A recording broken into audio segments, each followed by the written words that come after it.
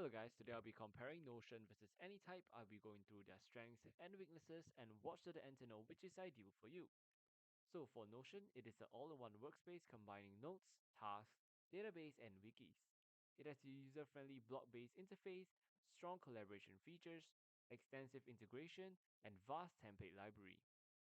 It is a mature software with a large and helpful community, good web clipper, and customizable aesthetics.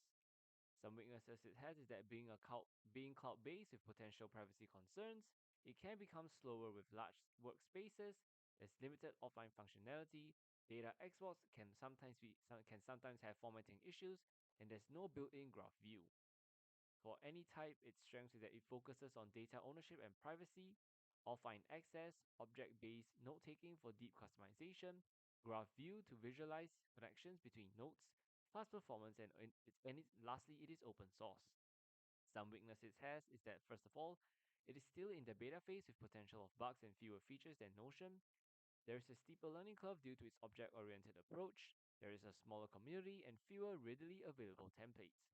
File management can also be clunky and there is few integrations.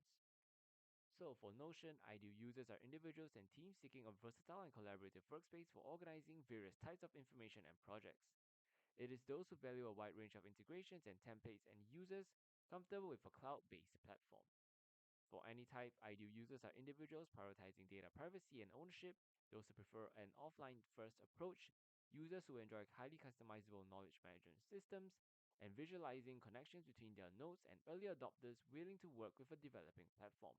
I hope this video helps and thank you for watching.